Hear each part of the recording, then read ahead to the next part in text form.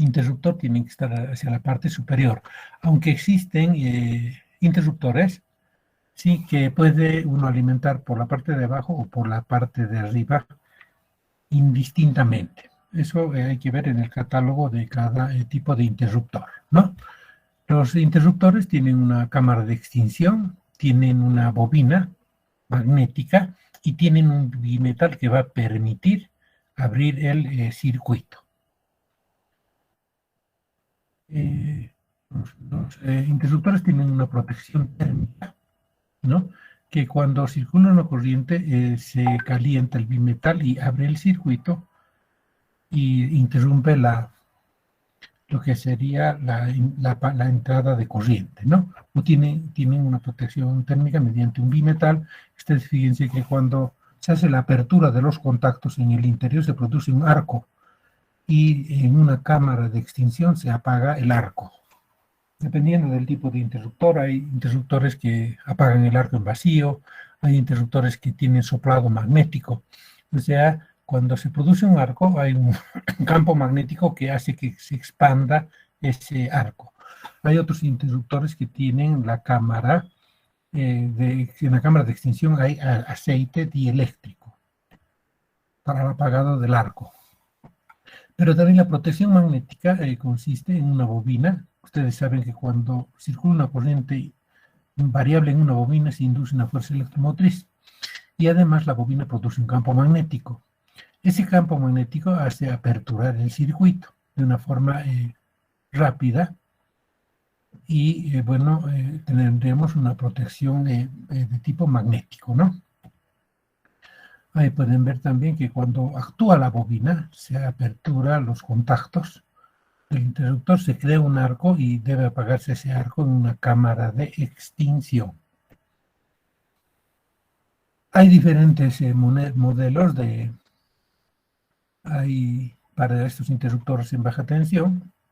Los hay de 3 kiloamperes de tensión de corriente de ruptura, los hay de 6 kiloamperes, y hay monopolares, hay bipolares, tripolares, los circuitos trifásicos tienen 4 polos, ¿sí? O hay también de 5 polos. Estos interruptores de 4 polos se utilizan en quirófanos.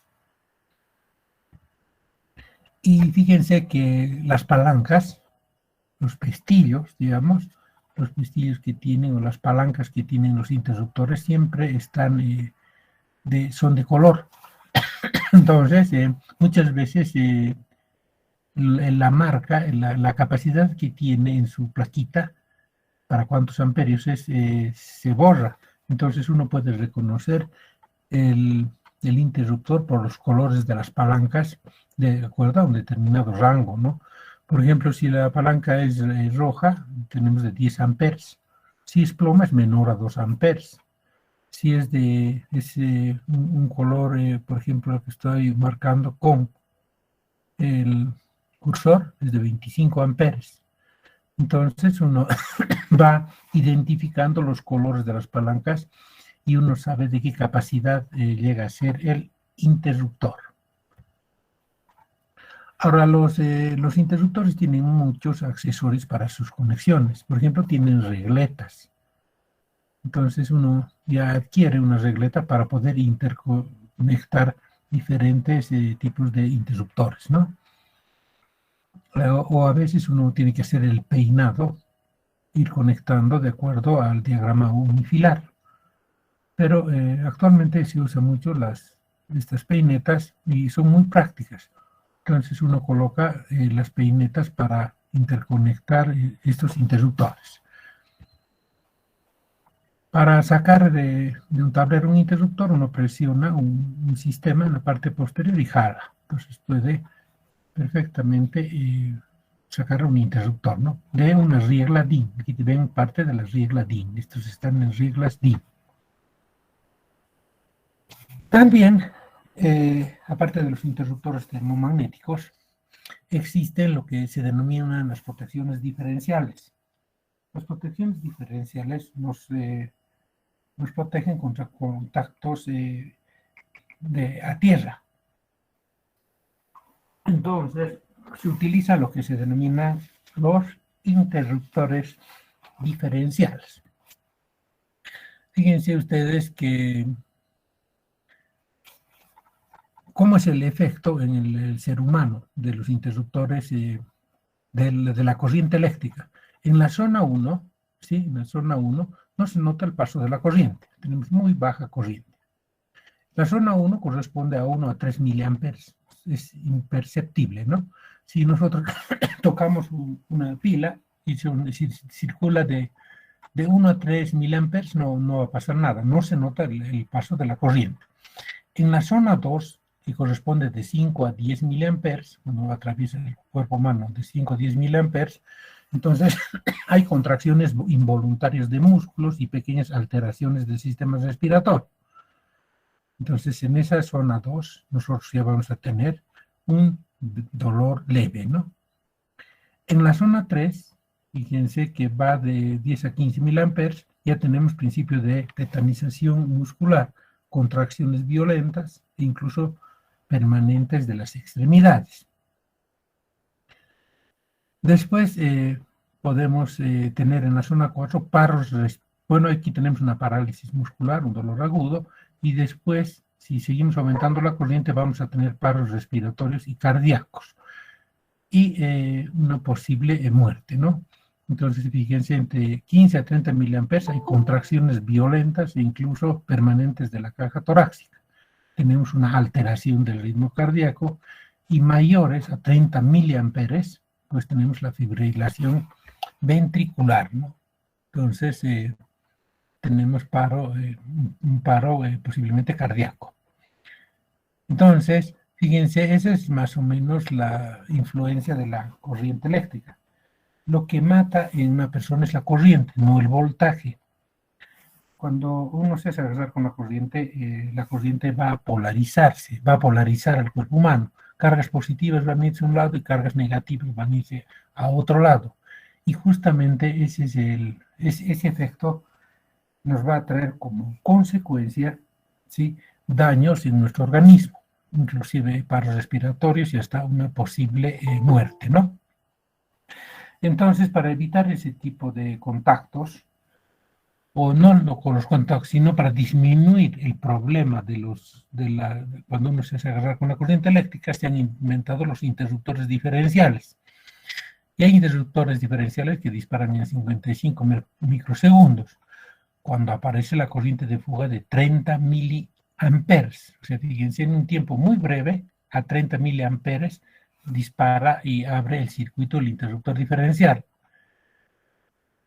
Sin embargo, uno en el mercado puede encontrar, por ejemplo, interruptores diferenciales, por ejemplo, de 30 miliamperes, que se utilizan mucho en las viviendas. En las industrias se utilizan interruptores diferenciales de 100 miliamperes. De todas maneras, sí, ya en la Segunda Guerra Mundial, los alemanes sí hacían pasar corriente eléctrica a sus prisioneros. Y ellos detectaron que a los 60 miliamperes la persona fallece. Entonces hay un número que nos limita a nosotros, que es 60 miliamperes. Y de ahí vienen los 60 miliamperes que se utilizan en los interruptores diferenciales, ¿no? Entonces el interruptor diferencial nos va a proteger de contactos a tierra. Lugares donde hay operaciones, en salas de quirófano, terapias intensivas, etc. Uno tiene que evitar las corrientes de fuga. No puede ser que una persona está dañada si le están operando y todavía le hagan pasar corriente. Entonces ahí hay que utilizar sistemas que nos permitan a nosotros disminuir las corrientes de fuga o eliminar las corrientes de fuga. Es por eso que se hace una instalación TT y tiene su propio transformador de aislación, y se evitan este tipo de corrientes de fuga. De todas maneras, fíjense ustedes que en la misma casa los chicos introducen su dedo al tomacorrientes. Los chicos son así. Entonces, para evitar ese problema, ¿no ve?, para disminuir, para que el chico no se haga agarrar con la corriente, uno tiene que utilizar interruptores diferenciales. O pasa lo mismo cuando nosotros entramos a la ducha o las personas mayores ingresan a las duchas. Muchas veces en las duchas hay un contacto a tierra y eso está haciendo que la llave que hace la apertura de la ducha pues esté energizada. Entonces uno toca la llave y a uno le agarra la corriente, ¿no ve? Muchas veces eso produce, ¿sí?, una caída en la ducha, por ejemplo, de las personas mayores.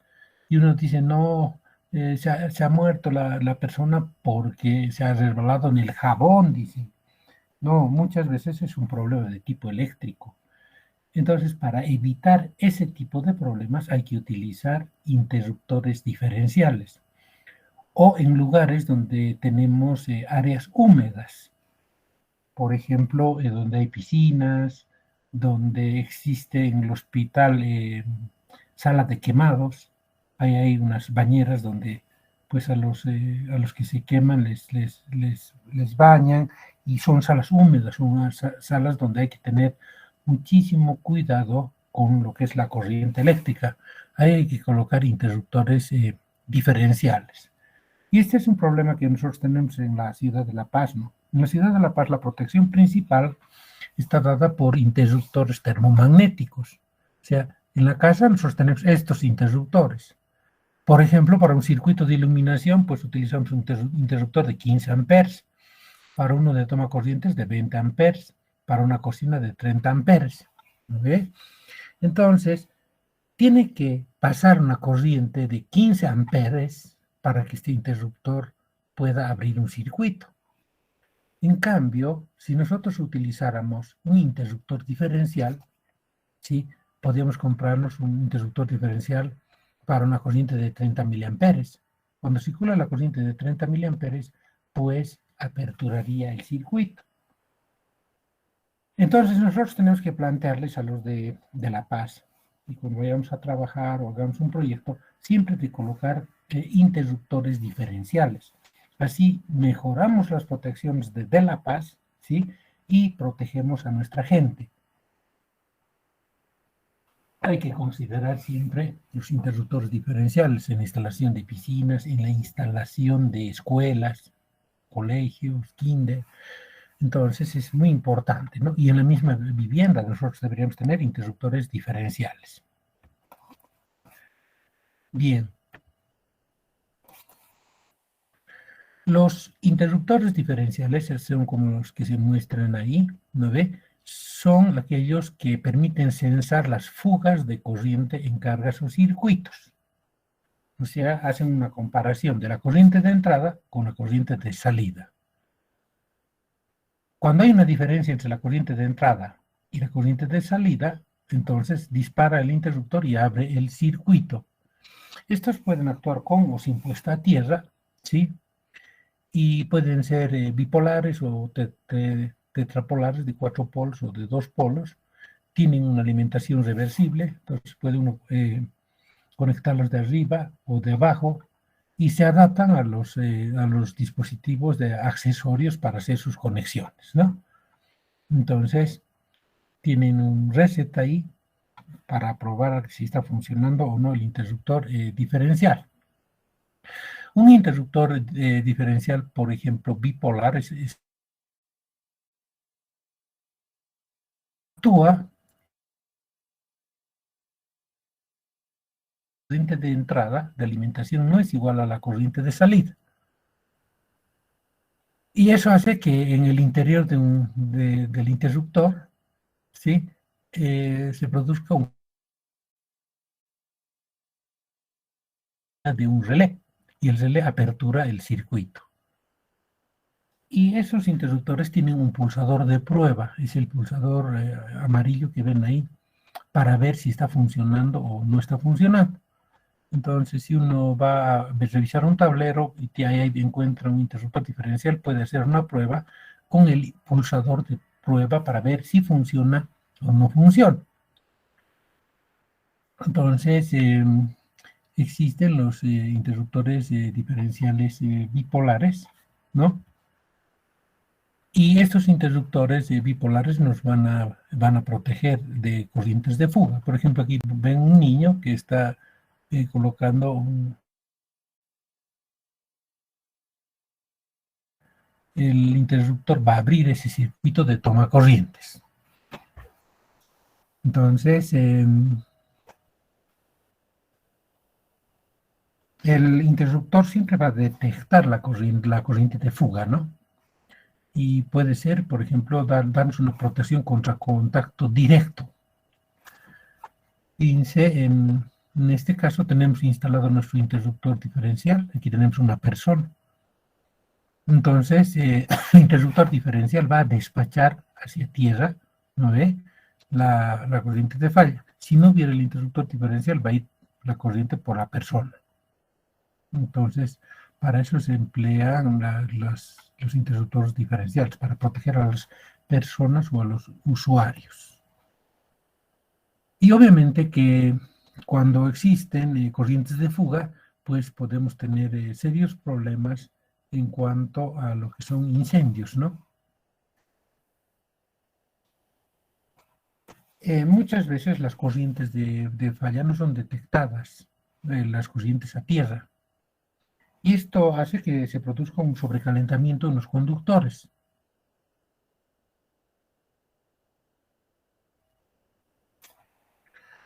Cuando se calienta un conductor, lo que pasa es que el aislamiento se deteriora y por ahí va pasando la corriente. Y el interruptor diferencial justamente eso es lo que hace, ¿no? Detectar que no haya cuando hay una corriente de fuga, está yendo a través de una fase a tierra, entonces el interruptor diferencial detecta porque la corriente de entrada no es igual a la de salida, y entonces apertura el circuito, ¿no? Ahora, ¿dónde se coloca un interruptor diferencial? Por ejemplo, Moller, o que es Eaton ahora, nos recomienda, nos dice, miren, ustedes, después de su medidor, puede colocar un interruptor principal termomagnético. A la salida del termomagnético puede colocar un interruptor diferencial y después pues coloque los interruptores para iluminación, toma corrientes, fuerza cocina, fuerza ducha, etc. Pero estaría después del interruptor termomagnético general, ¿no? Fíjense que el interruptor termomagnético que preceda al diferencial debe ser de una corriente igual o menor que la corriente nominal del interruptor diferencial. O sea, la capacidad de este interruptor tiene que ser mayor o igual a la del interruptor diferencial. Si yo voy a instalar un interruptor diferencial de 40 amperes, este tiene que ser por lo menos de 40 amperes, ¿no? Eso es lo que nos recomiendan para instalar un interruptor diferencial. También tenemos interruptores diferenciales tripolares. Entonces, estos ya se utilizan en corrientes trifásicas. Y obviamente cuando existe una diferencia de corriente entre la entrada y la salida, en el interior tiene una bobina. Y se crea un flujo que va en un sentido y otro flujo que va en el otro sentido debido a la corriente de entrada y de salida. Y la diferencia de ese flujo hace pues que actúe un contactor. Entonces, si hay una diferencia en ese flujo, pues va a activar nuestro interruptor diferencial y va a abrir el circuito. Ahorita vamos a ver un poco más ese funcionamiento de un interruptor diferencial. Ahora, los interruptores diferenciales tienen algunas características técnicas, ¿no? Por ejemplo, tienen que ser probados de acuerdo a una norma. Y tienen que tener un poder de corte, por ejemplo, de 10 kiloamperes. Podemos encontrar estos interruptores en un rango de 10 hasta 125 amperes para sistemas de corriente alterna. El disparo es instantáneo y nos dan el tiempo de disparo, por ejemplo, en 10 milisegundos en un interruptor tipo G, 40 milisegundos de retraso en un interruptor tipo S. Los interruptores tienen sus terminales, tienen una capacidad nominal para introducir cables desde el número 14 hasta el número 10 tienen rangos de voltaje. Así especificamos nosotros un interruptor. Y tienen, los interruptores tienen dispositivos auxiliares, contactos auxiliares que se van acoplando, ¿sí? Para, por ejemplo, este auxiliar para accionar algún sistema de señalización, de alarma o un contacto de disparo, o pueden tener mecanismos, fíjense aquí, para un control remoto. Veamos un interruptor. ¿Cómo funciona? Estoy entrando a tuberas, ¿sí? Y en tuberas estoy entrando a paramenta, ¿sí? Van a entrar a paramenta. Van a entrar a ver a paramenta en baja tensión y ahí van a encontrar lo que es un interruptor diferencial, ¿no? Entonces veremos cómo funciona un interruptor diferencial. Ahí tienen los interruptores diferenciales, pueden ser monofásicos o de 4 polos, ¿no ve? O trifásicos. Fíjense que los interruptores diferenciales tienen una corriente de entrada y una corriente de salida, ¿sí? Y ahí tienen unas bobinas, bobinas toroidales. Veamos mejor cómo va a funcionar aquí, en este pequeño circuito, ¿no ve? Fíjense que aquí tenemos la fase y el neutro, ¿no ve? Entonces nosotros damos una corriente de entrada para alimentar una determinada carga. Entonces en la parte inferior tenemos la carga, ¿no ve? Estamos alimentando la fase. Ustedes ya han visto cómo hay que diferenciar la fase de lo que es el neutro y lo que es la tierra en el paquetito que nosotros vemos, ¿no ve? Entonces, tenemos una corriente de entrada, ¿sí? Esa corriente de entrada pasa por una bobina toroidal. Se crea aquí un arrollamiento. La corriente de entrada nos va a dar un flujo, ¿sí? En un sentido. En este caso, el flujo está representado flujo magnético, ¿no? Sabemos que toda corriente que circula por un conductor crea un campo magnético. El campo magnético, al atravesar el área, nos da un flujo magnético. Entonces, ese flujo magnético tiene un sentido. ¿Ya?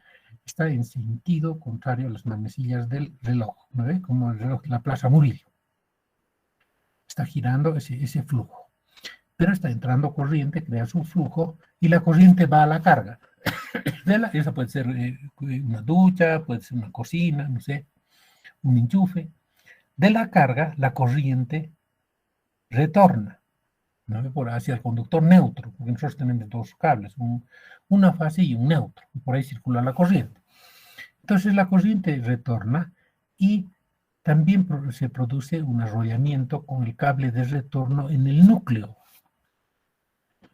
Y luego esa corriente pues va a salir por el neutro. Pero cuando la corriente pasa por la bobina en el neutro, por esa bobina del interruptor diferencial, va a crear un flujo magnético que tenga sentido contrario al flujo que produce la bobina de fase. La bobina de fase tiene un sentido. La bobina del neutro tiene otro sentido. ¿No ve? Está en sentido contrario. La azul, el flujo va a ser en el sentido de las manecillas de giro del reloj. Entonces, fíjense, aquí tenemos un toroide, ¿no? Un toroide, y este toroide presenta otro arrollamiento, que es una bobina de detección. Este arrollamiento, ¿sí? Lo que hace es detecta la diferencia de flujo entre el flujo de fase y el flujo del neutro. Cuando la corriente del neutro, la corriente de fase es igual a la corriente del neutro, los flujos se anulan, porque son de la misma magnitud. Cuando se produce una pérdida, una carga, un contacto a tierra, entonces la corriente de retorno, fíjense cuando hay una derivación a tierra, la corriente que ingresa a la carga va a retornar por el neutro, pero también se va a ir a lo que sería la tierra. Entonces va a haber una derivación a tierra. Por lo tanto, la corriente que circula por el neutro es menor.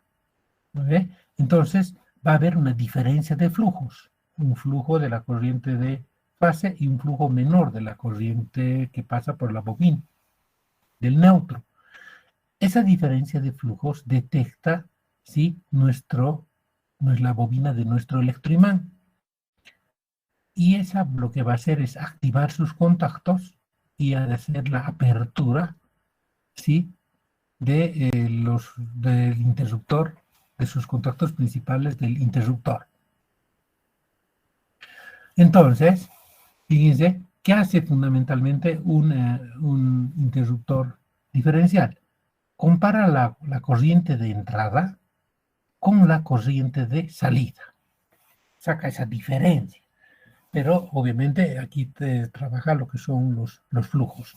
Cuando la corriente de fase es diferente de la corriente del neutro, activa el interruptor y abre los circuitos. Se activa la bobina de un electroimán y eso hace que haya pues una apertura del circuito principal. Y la bobina de prueba, o el pulsador de prueba, fíjense, lo que ha de hacer es cerrar o abrir para ver si está funcionando o no correctamente nuestro interruptor, ¿no? Hemos dicho que nuestro interruptor, fíjense, nuestro interruptor tiene un pulsador amarillo para justamente probar si está funcionando o no está funcionando adecuadamente el interruptor. Entonces, ese pulsador es este pulsador que se llama el botón de prueba. Uno quiere probar si está bien el sistema, activa el botón de prueba, entonces se van a aperturar o se van a cerrar los contactos principales. Entonces, ahora, ¿cuándo no va a funcionar el interruptor? Cuando la corriente de entrada es igual a la corriente de salida y los flujos se anulan, entonces no hay flujo que active nuestro electroimán interno, entonces nuestros contactos van a estar cerrados. Pero si se crea una diferencia entre el flujo de la corriente de entrada y el flujo de la corriente de salida, pues se van a aperturar los contactos. Así funciona un interruptor diferencial. ¿Alguna pregunta? Mendoza Alejandro. ¿Tienes alguna consulta? Buenos días, ingeniero. Tal vez sobre el tiempo de vida de los interruptores, o si se tiene que hacer algún cambio después de No, cierto tiempo. no, claro, los fabricantes te van a dar el número de aperturas y cierres que pueda tener. Lo mismo te dan para contactores, lo mismo te dan para interruptores, ¿no?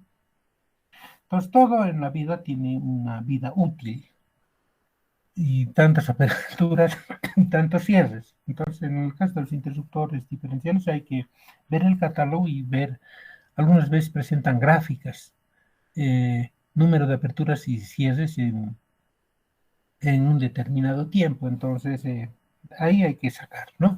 Pero indudablemente funcionan como un termomagnético. El termomagnético tiene más o menos muchas aperturas y muchos cierres.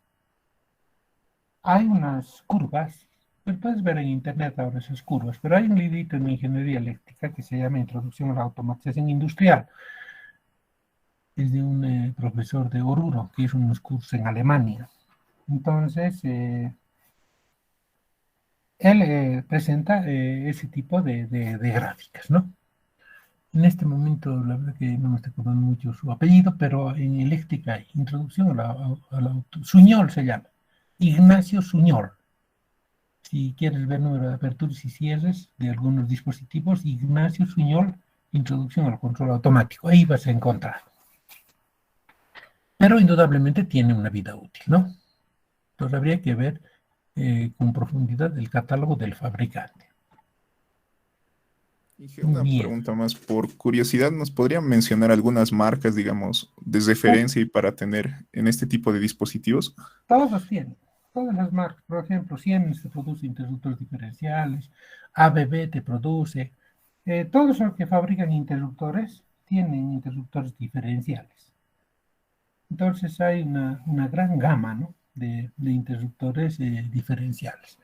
Por ejemplo, la presentación que yo te estoy dando, la anterior es de la ABB. La ABB también tiene interruptores diferenciales. Siemens tiene, Moller tiene, entonces es común el interruptor diferencial. El interruptor diferencial se utiliza en todos los países vecinos. Por ejemplo, Sika, que es una fábrica argentina, tiene interruptores diferenciales. En Argentina utilizan ese interruptor, en Brasil utilizan. ¿Sabes también dónde utilizan? En Cochabamba utilizan. Las protecciones que da ENDE a Cochabamba son mejores que las protecciones que nos da de La Paz en La Paz, porque nosotros no tenemos estos interruptores diferenciales, en cambio en Cochabamba se les obligan a colocar. Por lo tanto, nosotros tenemos que implementar esto y obviamente que cuando coloquemos un interruptor diferencial vamos a buscar una marca que sea adecuada, ¿no? Hay interruptores de la CHIN, chinos, hay interruptores alemanes, de todas las marcas. Es común el interruptor diferencial. Tú vas a Electropaz o a De La Paz, a ver dónde venden artículos eléctricos, a Gismart, y ahí te van a mostrar. Ellos son representantes de Siemens, tienen interruptores diferenciales. ¿No ve? Sí, ingeniero. Gracias. Ok. Como estamos por aquí, les mostraré videitos que los problemas que nos pueden traer cuando no hacemos protecciones adecuadas. Por ejemplo, la apertura de un seccionador a muy alta tensión, ¿no? Lo que nos puede reproducir. Ahí está, fíjense. Así se apertura un seccionador fusible. Ese es un seccionador fusible. Y tenemos un arco eléctrico muy alta tensión. Así veríamos una falla, como una explosión. Aquí tenemos hasta un interruptor pequeño, ¿no? Una apertura de uno de los interruptores que tenemos en la casa. Si va trabajando.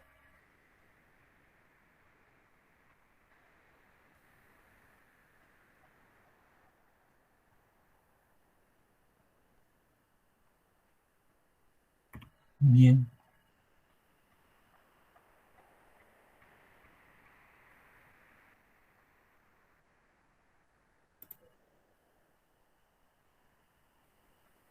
Entonces nosotros en baja tensión pues utilizamos interruptores, ¿no ve? O diferentes aparatos de maniobra y protección. Por ejemplo, para abrir los circuitos para hacer mantenimiento utilizamos seccionadores, ¿no? Ese se separa y hay un circuito para que hagamos mantenimiento. Tenemos protecciones eléctricas contra intensidades, contra sobrecargas y defectos de aislamiento. Tenemos aparatos de mando para puesta en tensión y fuera de tensión. Tenemos aparatos de emergencia. Hay que saber los poderes de corte de los aparatos, ¿no? Por ejemplo, tenemos aquí un seccionador, el símbolo, un fusible, un seccionador fusible, portafusible, es una palanca, o los seccionadores fusibles que hay en los primeros de los transformadores. Tenemos relés térmicos, disyuntores, ahí está el símbolo de un interruptor diferencial. Entonces tenemos una serie de equipamiento, ¿no? Bien. Entonces fíjense que los interruptores diferenciales es algo que nosotros tendríamos que utilizar. Hay, estos son de Moller, ahora es Eaton, Eaton compró Moller, entonces lo mismo es Moller o Eaton. Entonces uno va viendo interruptores que tienen accesorios montados a la izquierda, montados a la derecha, contactos auxiliares, contactos de disparo, ¿no? Y otro tipo de interruptores que nosotros tenemos son los interruptores que se llaman los molded case o los de caja moldeada. Estos ya son interruptores que tienen mayor poder de corte. Estos interruptores hay que colocar como interruptores principales o estos interruptores tenemos que utilizarlos en lo que serían las instalaciones industriales. Los interruptores de caja moldeada. Ustedes ahí ven algunos tipos de interruptores de caja moldeada, ¿no? Disyuntores de caja moldeada. Hay disyuntores en caja abierta. y tiene un rango desde 25 amperes, que sería un circuito de toma corrientes, hasta 6.300 amperes. Entonces, en su interior, estos interruptores tienen cámaras de apagado de arco de diferentes tipos, ¿no? Puede apagar la cámara en el vacío, puede ser al aire libre, o tal vez podemos conseguir con un soplado magnético, o tal vez con una cámara donde haya un aceite, donde se apague el arco. Y estos interruptores tienen una serie de verniers que nos permiten el ajuste de las curvas. Entonces uno hace aquí la coordinación de protecciones. Puede ser coordinación de protecciones por tiempo o por corriente. Entonces, fíjense que estos interruptores, ¿sí?, son comunes. En la parte de cualquier tienda que venda artículos eléctricos tenemos este tipo de interruptores, los Model Case. Hay que ver lo que es su aislamiento y cómo es su sistema de accionamiento. Muchas veces uno tiene una perilla, otras veces estos interruptores van dentro de un tablero y tienen un accesorio para poder activarlo desde fuera del tablero.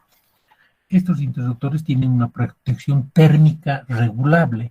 Entonces, tiene unos verniers donde uno va variando la sobrecarga.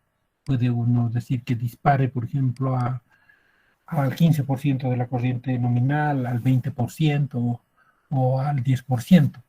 Pero también tiene una protección magnética regulable. O sea, en sus curvas de intervención uno puede acercar o alejar del origen mediante sus cursores, ¿no? Entonces tienen alta capacidad de interrupción, ¿sí? Son fabricados de acuerdo a una norma. Tienen bloques de protección electrónica, ¿sí? Tienen selectividad en el tiempo, pueden tener accionamientos laterales o accionamientos traseros, pueden ser limitadores de corriente y tienen contactos visibles, ¿no? Así encuentra un interruptor. Fíjense, aquí tienen ustedes el interruptor. Este interruptor tiene una serie de mecanismos para poder realizar el control. Tiene tapas, tiene aperturas laterales, puede ser aperturas mediante en la puerta de un tablero, tiene separadores entre los bornes, que son unos separadores de PVC. Entonces, según el requerimiento que uno quiere, fíjense, por ejemplo, este es un dispositivo que nos permite la apertura desde una puerta. Tiene un mecanismo que va al interruptor. Desde afuera nosotros podemos activar este interruptor en un tablero. Entonces, según el requerimiento que uno quiere, pues puede solicitar, ¿no?, a los fabricantes, a los que nos proveen. Inclusive tienen HMIs, donde uno puede ir controlando la corriente, etcétera, etcétera. Puede uno saber el número de disparo, a qué hora ha disparado, puede formar una pequeña red, ¿no? Bien, ¿alguna consulta sobre lo que son los interruptores, dispositivos de protección? Hemos hablado de los pequeños interruptores de apertura, hemos hablado de los Model Case y hemos hablado de los interruptores diferenciales, ¿no? Esos son los más importantes y hemos enfocado nuestro problema a lo que sería solamente baja tensión, la paramenta de baja tensión. Sin embargo, puede ocurrir de que cuando hagamos algún trabajo, ¿sí?, no solamente vamos a ver la parte de baja tensión, sino tal vez tengamos que conocer un poquitito lo que es la parte de media tensión, ¿no ve?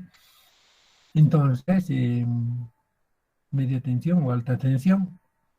Entonces, en media tensión se utilizan diferentes aparatos también, ¿no?, para la protección y para hacer la maniobra de los circuitos.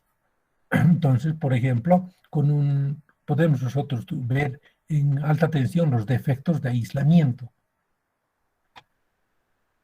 Por ejemplo, si uno está trabajando en Songo, los generadores de SOHO generan en 10.000 voltios. Entonces tenemos media tensión y puede dañarse el aislamiento de un bobinado. Entonces podemos tener un defecto de aislamiento o podemos tener defectos de aislamientos en cables subterráneos que trabajan en media tensión. Podemos tener otra perturbación que serían maniobras indebidas, ¿no? Descargas atmosféricas, sobrecargas eléctricas, puestas a tierra, intempestivas. Entonces las líneas eléctricas pueden ser perturbadas y esos defectos de las líneas nos van a dar cortocircuitos, sobrecargas, sobretensiones, subtensiones y retornos de corriente. Entonces uno tiene que utilizar equipos de protección para proteger, y para hacer mantenimiento pues utilizaremos por ejemplo seccionadores que nos permiten aperturar un circuito sin carga.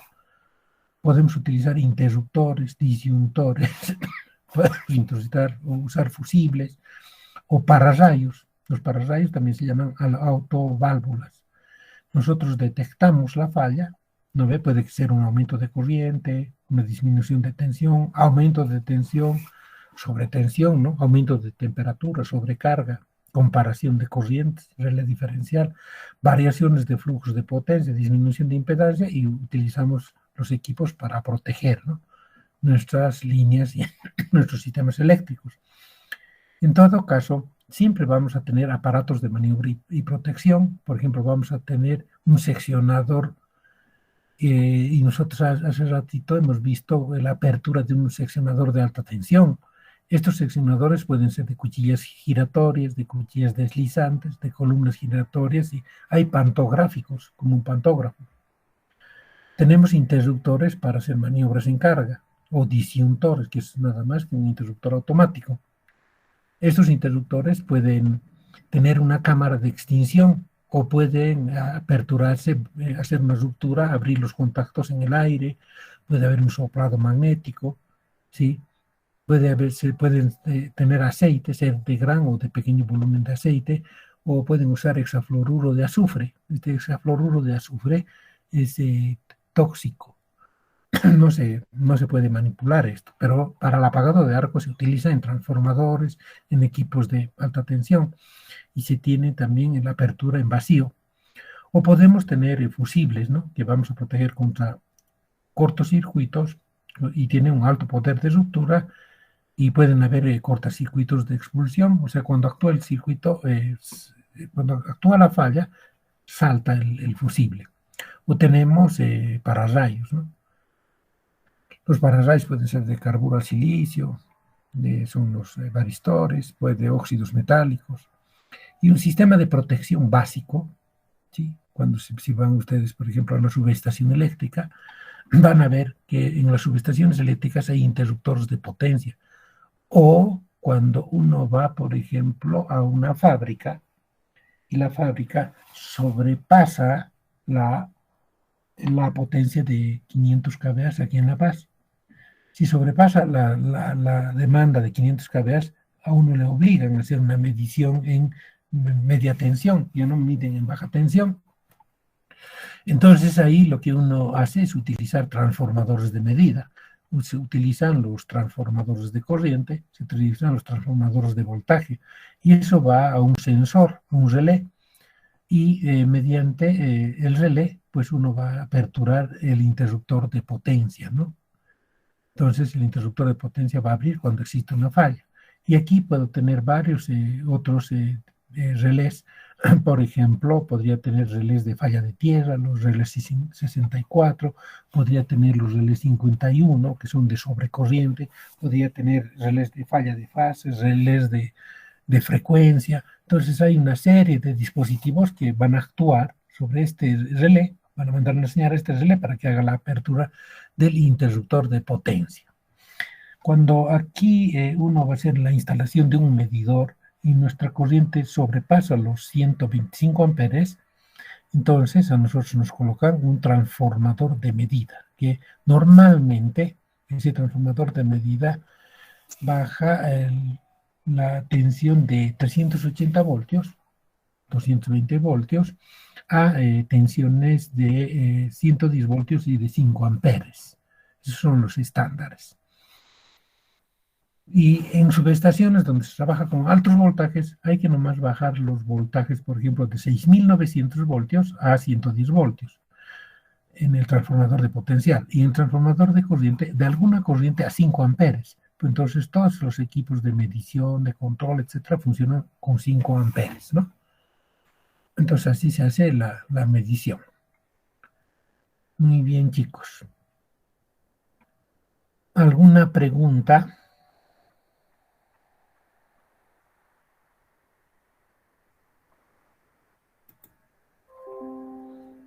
Bien, entonces habíamos visto nosotros la protección contra descargas transitorias, hemos visto lo que son los interruptores, diferentes tipos de interruptores. Ahora no sé si ustedes tienen alguna consulta.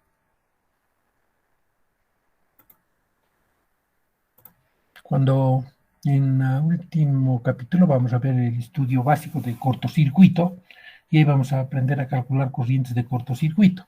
Mediante esas corrientes de cortocircuito nosotros vamos a dimensionar la capacidad de nuestros interruptores. ¿No? Hay muchos métodos, hay métodos de porcentuales, por unidad, hay el método de componentes simétricas, que es el más exacto. Pero nosotros vamos a ver algo que nos ha de permitir calcular nuestra capacidad de nuestros interruptores en un sistema para una fábrica. Bien, ¿alguna consulta más, chicos?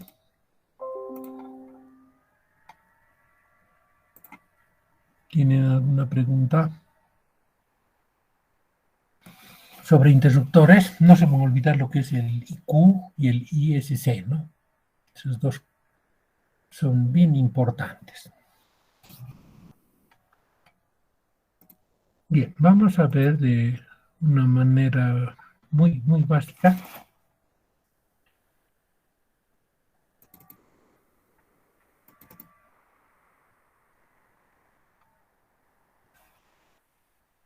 lo que son las... ¿cómo se hace? Permítame ver esta presentación. ¿Cuáles son los requerimientos, ¿sí?, generales para tener interruptores en baja tensión? Esto según esta marca, ¿no? ABB, italiano. Entonces, fíjense que nosotros siempre debemos trabajar con normas cuando vamos a hacer protecciones.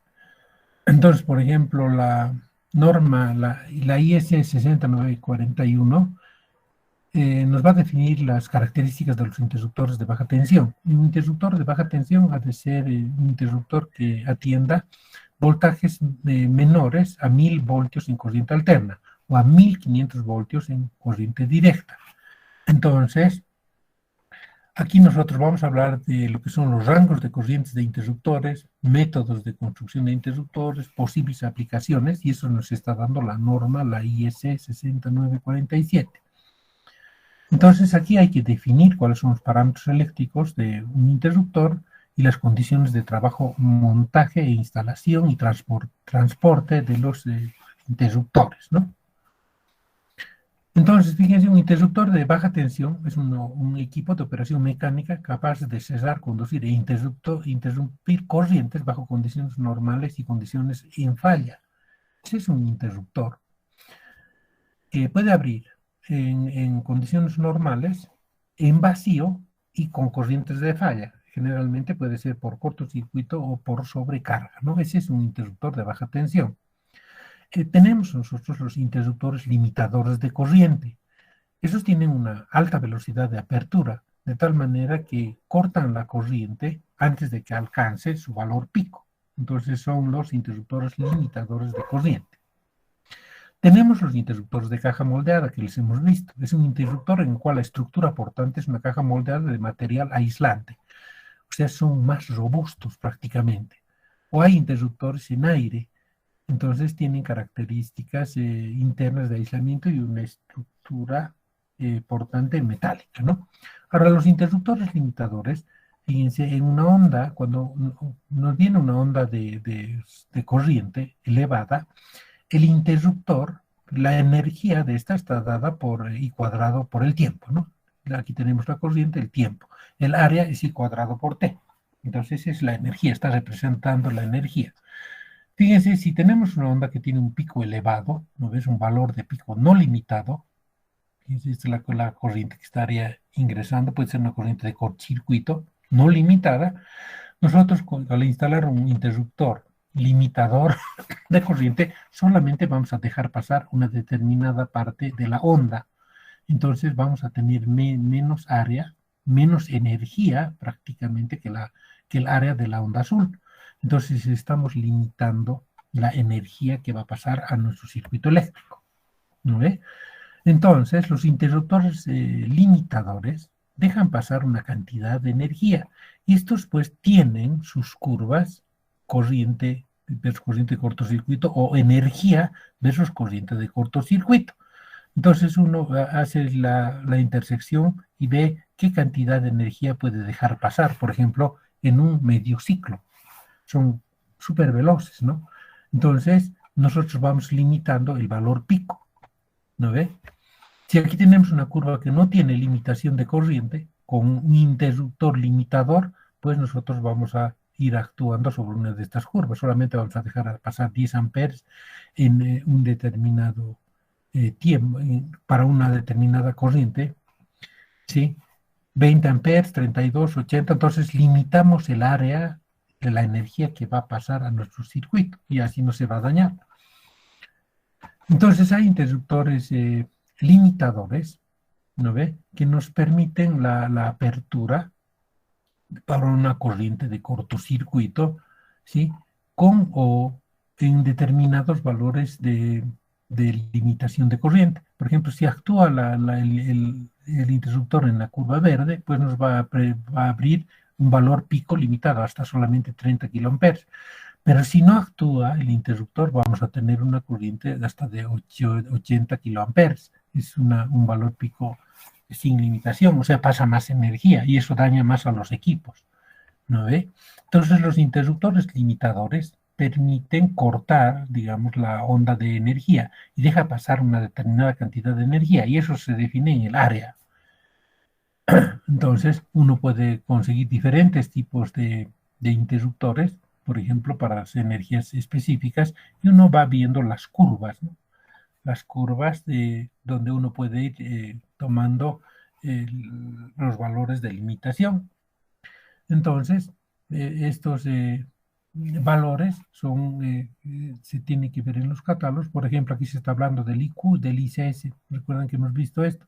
Y además hay valores de aislamiento. Hay valores de aislamiento a la onda de impulso, lo que se llama el BIL. Entonces, uno tiene diferentes tipos de valores nominales para tener lo que sería un interruptor limitador. Por ejemplo, la corriente permanente nominal de funcionamiento, la IN que nosotros llamamos. La tensión nominal de empleo, 220, 380 voltios. Podemos hablar del IQ, ¿no? Hemos definido la capacidad de interrupción en el último cortocircuito. O podemos hablar del ICS, del IQ o del ICS. Pero siempre debe ser la corriente IQ mayor que la corriente de cortocircuito. Hablamos de la capacidad de interrupción de servicio en cortocircuito. Entonces, en este caso, vemos que podemos nosotros determinar y ver en la placa de características del interruptor, el ICS, y esa es la capacidad de interrupción de servicio en cortocircuito. Y tenemos que lograr comprar este tipo de interruptores que tengan un buen ICS. ¿No ve? Entonces, en un criterio de selección de un interruptor, nosotros calcularemos la corriente de cortocircuito en un punto, pero cuando tenemos que adquirir el interruptor, pues tenemos que ver cuál es el IQ del interruptor, cuántos kiloamperes y cuánto es el ICS. Entonces, son parámetros que uno tiene que ir viendo en lo que sería el interruptor, o que lo que tiene la ICW, que es una corriente de corta duración, de corta duración que se pueda admitir. 12 veces la corriente nominal, por ejemplo. Entonces hay parámetros de selección que uno tiene en los interruptores. Uno no compra solamente un interruptor, por decir, vende un interruptor monopolar de 30 amperes, no, sino tiene que dar el valor del IQ, del ICS, los valores límites para la selección, ¿sí? Entonces uno ha de hacer adecuadamente una coordinación de protecciones. El ICBW, por ejemplo, para diferentes tipos de categorías. Con esto yo lo que quiero decirles es de que cuando seleccionen un interruptor, entonces vean todos los criterios que se tienen para hacer una selección correcta, tanto en valores nominales como en valores límites de corriente o como en valores de aislamiento, que soporten, ¿no?, el aislamiento adecuadamente en un lugar de trabajo. Entonces, especificar un interruptor pues no es tan sencillo, sino uno tiene que tener un determinado conocimiento. Ustedes que están estudiando ingeniería, pues tienen que hacer este tipo de selecciones, ¿no? Un técnico medio, pues va a decir, ven, toma corriente de tantos amperes y punto, monopolar, tripolar, esta forma de instalación, pero ustedes tienen que hacer una selección adecuada, ¿sí?, para ver dónde va a trabajar, en qué lugar, ¿sí?, cómo va a ser su estado normal, si va a ser su comportamiento termodinámico, adiabático, no adiabático, cuáles van a ser las causas de las fallas, las duraciones de las fallas, van a elegir ustedes unos dispositivos de protección adecuado y pues verán si utilizarán bimetales y cosas así. Entonces, elegir un interruptor no es tan alegre, hay que tener conocimiento, ¿no? Eso es lo que yo quiero mostrarles. Lo mismo en el caso de los fusibles, que son también dispositivos de protección.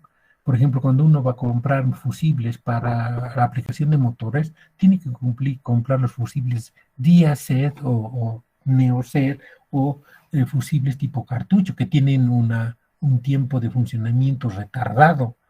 Porque si uno coloca un fusible común y corriente, arranca el motor, la corriente de arranque hace que el fusible vuele, entonces se apertura el circuito. Entonces tienen que usar fusibles adecuados, ¿no? Y para eso ustedes tienen que revisar la información que tienen de los fusibles.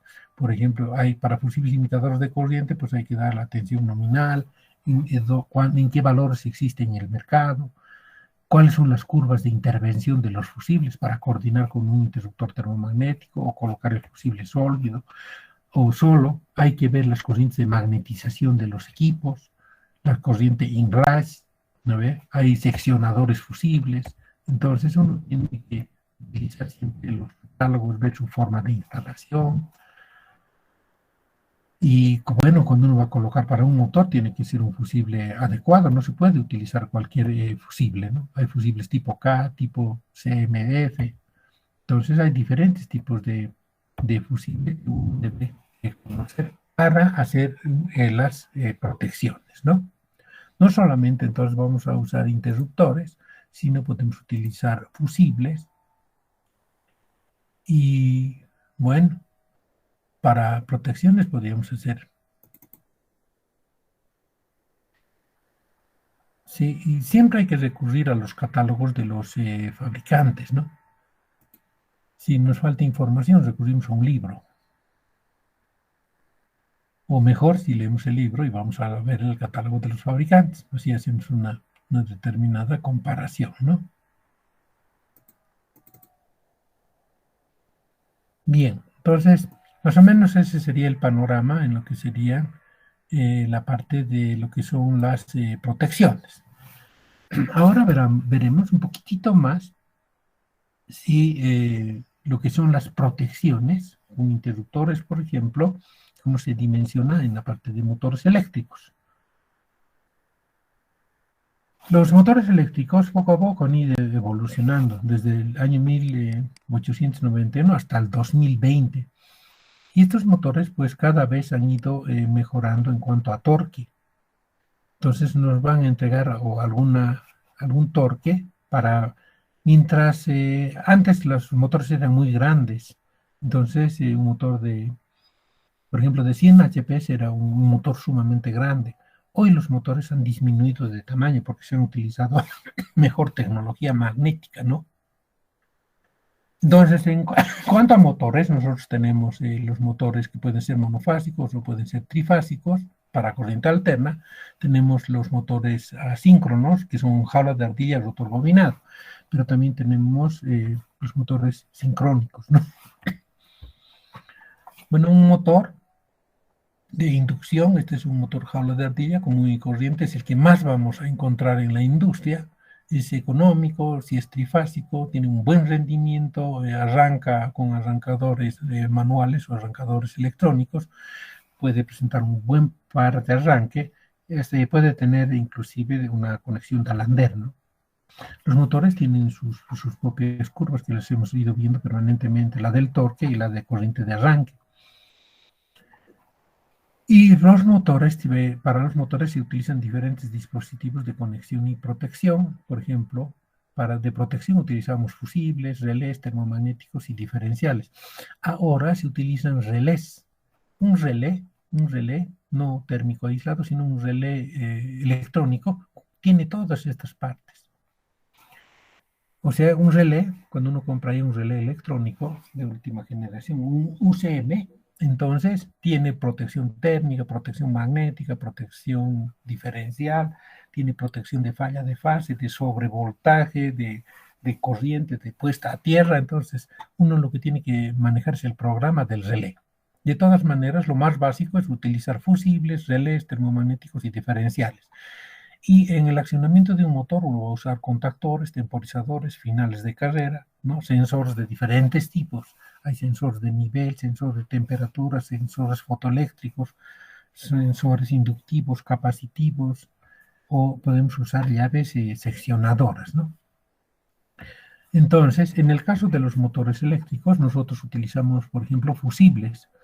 El fusible tiene la función de fundirse cuando pasa una determinada corriente. Los fusibles para motores tienen un soporte, una armadura, y en el interior tienen un cuerpo, tienen arena. Entonces el apagado del arco se le hace en arena para que no salte esa chispa, ¿no? Tienen contactos indicadores y para ver si el fusible ha operado o no ha operado. De verde, por ejemplo, cambia a rojo. Entonces uno va y mira los fusibles, si está en rojo quiere decir que el fusible ha operado. Ahora, un motor nunca debe ir protegido solo con un fusible, solamente se utiliza en caso de avería. Un motor trifásico tiene que tener 3 fusibles y los fusibles se caracterizan según una letra, por ejemplo, G minúscula o A minúscula, y otra letra que es G mayúscula, L mayúscula, M mayúscula o R. Por ejemplo, un fusible tipo G es un fusible limitador de corriente, actúa tanto en presencia de corrientes de cortocircuito como en sobrecarga. Si la segunda letra es G, es un fusible para protección de circuitos de uso general, ¿no? Entonces, uno tiene que saber leer la nomenclatura de los fusibles. Por ejemplo, un GL es una protección de cables y conductores. Si yo voy a proteger un cable, tengo que ir a comprarme un fusible, si es contra sobrecargas y cortocircuitos, un GL. Si yo voy a proteger, por ejemplo, un sistema electrónico, no voy a comprar un fusible GL, voy a comprar un fusible GR. Entonces, fíjense, la R es un fusible de actuación rápida o ultra rápida. En los, por ejemplo, variadores de frecuencia, hay que utilizar un fusible ultra rápido, entonces tiene que ser un GR, ¿sí? Entonces, uno tiene que especificar qué tipo de protección va a hacer. Ahora, indudablemente que los fusibles, el funcionamiento depende de la temperatura externa para la respuesta de sobrecargas. No es lo mismo que un fusible que esté trabajando en La Paz 15 grados centígrados que esté trabajando en Cobija 35 grados centígrados, ¿no? Entonces, los fusibles pueden ser un poco lentos en los cortocircuitos. Puede haber un riesgo de que el conductor se destruya antes que el fusible en cortocircuitos severos. Entonces, uno ve las características comerciales de los fusibles. Entonces, ve su capacidad en corriente, 25, 63 amperes, 160 amperes, cómo van a ir instalados, ¿no? los fusibles. Puede haber una caja portafusibles o puede ser a rosca los fusibles. El relé térmico, que es otro protector, lo hemos ido viendo, tiene un bimetal en el interior. Estamos hablando de protecciones de motores, ¿no? Entonces, cuando se sobrecalienta, pues va a aperturar el circuito.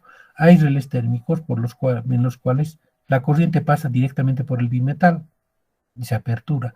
Hay otros que tienen una bobina de calefacción, entonces la corriente pasa por la bobina de calefacción. Se calienta, la bobina calienta el bimetal y eso hace la apertura del circuito, ¿no? Entonces tenemos relés térmicos. Aquí tienen un relé del cual yo les estoy hablando. El relé térmico protege contra sobrecargas a los motores, arranques demasiado lentos, un rotor trabado o ciclos de arranques y paradas seguidas. Ahí ven el relé térmico. Ustedes tienen que el relé térmico tiene su reset y T es el botón rojo, ¿no? Para cuando se juntan los contactos, uno aplica reset y separa los contactos. Y tiene el vernier para la calibración. Pero no solamente hay relés térmicos electromecánicos, hay los electrónicos. Entonces, los relés electrónicos para la protección de motores utilizan bobinas que permiten captar la señal. Este es un transformador de corriente. Entonces, de un transformador de corriente se lleva a un dispositivo y esto se va midiendo la corriente de una forma indirecta y esto puede ir a un sistema de control, ¿no? Entonces hay los relés térmicos electrónicos que pues tienen un display y en el display uno ve si ha funcionado o no ha funcionado. Uno puede calibrar el relé. Aquí tienen, por ejemplo, los sensores de corriente, los transformadores de corriente. Los hay donde el cable pasa directamente o los hay tipo un conductor que abraza a las tres fases. Entonces ahí se está sensando, se va a sacar de ese transformador, de ese sensor de corriente, se saca la señal. Y esa señal se le lleva pues a un dispositivo electrónico, de tal manera que uno ya pueda aquí hacer una manipulación, no solamente leer, sino poder calibrar, ¿no? Y mandar señales a una computadora. Entonces fíjense que la tecnología ha avanzado en cuanto a lo que es la medición. La electrónica ha permitido que pues tengamos sensores y equipos mucho más sofisticados. O podemos tener directamente arrancadores de motores, ¿sí? Que tienen ya sus protecciones. Nosotros en laboratorio podemos hacer un arrancador, un circuito de autorretención con su señalización, etcétera. Pero en la industria lo tenemos hecho. Y bueno, hay un sistema convencional, por ejemplo, para arrancar un motor puede ser un simple interruptor 0, un manual, donde podemos usar fusibles y podemos utilizar un relé termomagnético. O tenemos interruptores termomagnéticos o simplemente magnéticos. Fíjense que antiguamente cuando usábamos fusibles, los tableros eran muy grandes. Hoy con la electrónica, pues podemos hacer arranques directos utilizando un tablero muy pequeño. Entonces ahorramos espacio, ¿no? Ahora, cuando hacemos las protecciones de los motores, entonces siempre vamos, si nuestro motor es trifásico, siempre vamos a colocar un interruptor, un disyuntor termomagnético con contactos solidarios, nunca monopolar o tres monopolares, sino tiene que ser trifásico. Entonces así vamos a evitar el funcionamiento bifásico. Si arrancamos bifásicamente un motor, se produce el desplazamiento del neutro y aparecen corrientes anormales que quemamos el motor.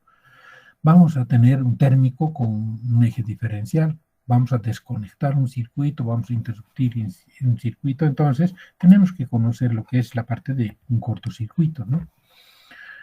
Ahora, si nosotros queremos seleccionar del motor, el nivel de cortocircuito de la instalación y cómo queremos que se automatice. Entonces, uno tiene el vernier, ¿no? Para ajustar la corriente. Y agarra el vernier con un desarmador y calibra y da la sensibilidad para que actúe nuestro guardamotor, por ejemplo, como una protección térmica, ¿no? Indudablemente que los fabricantes nos ofrecen el interruptor y los accesorios. Tenemos contactos normalmente abiertos y cerrados auxiliares, o tenemos bobinas de impulso o de subtensión. Estas bobinas, cuando cae mucho la tensión, actúan sobre el interruptor y lo van a aperturar el interruptor. Se tienen, por ejemplo, accesorios para colonizar los tableros, ejes prolongadores.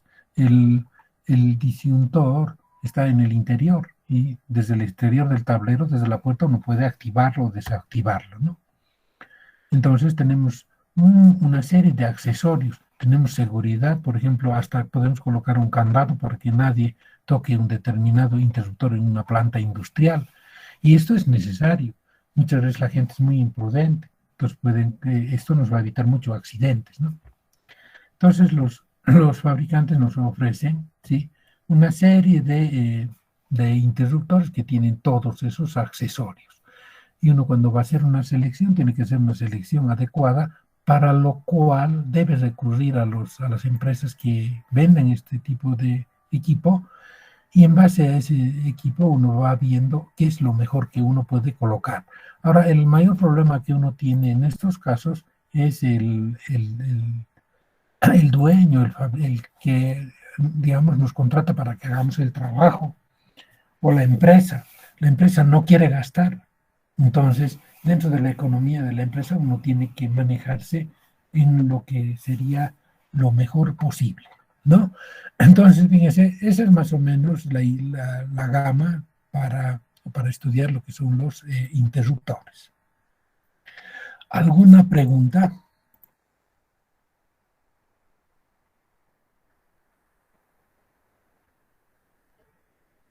Chicos, ¿tienen alguna pregunta? Guido Laime. Ninguna, Inge. Está entendiendo, Inge. ¿Conocías los interruptores diferenciales? Algo más o menos, Inge. Algo más o menos. Qué bien. Los interruptores limitadores de corriente.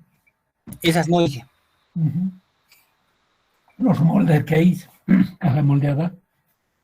Tampoco, Inge, de esas. Esos son los grandes, ¿no? Robustos. Los PIA son los pequeñitos que tenemos en la casa. Bien.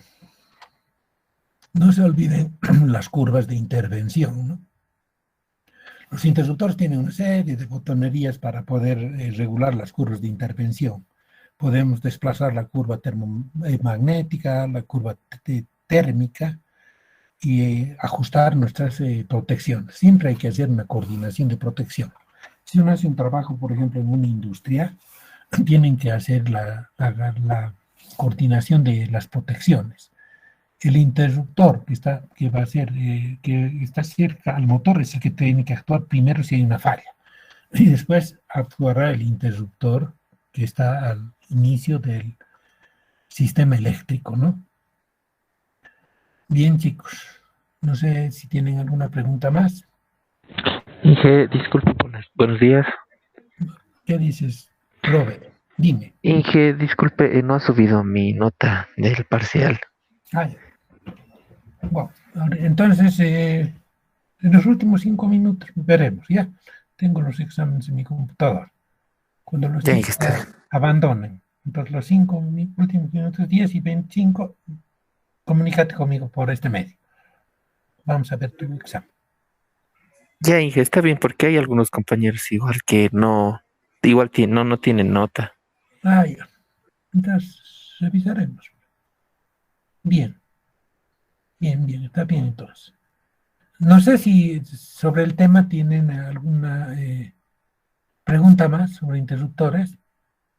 Si no habría preguntas, entonces atendería, digamos, esta parte de consultas, ¿ya? Pueden ir abandonando la gente que no va a hacer consultas.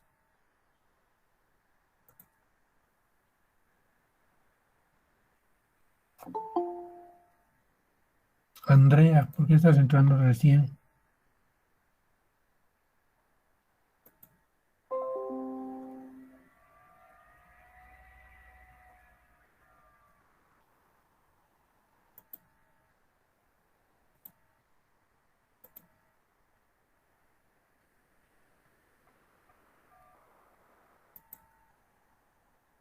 Inge, disculpe, ¿dónde podemos ver las notas? Que ahorita no me... en el sistema tienes que ver. Directamente en el sistema. Ya estaba buscando en clase. El sistema. Sí. Bien, gracias. De todas maneras, voy a buscar dónde están los exámenes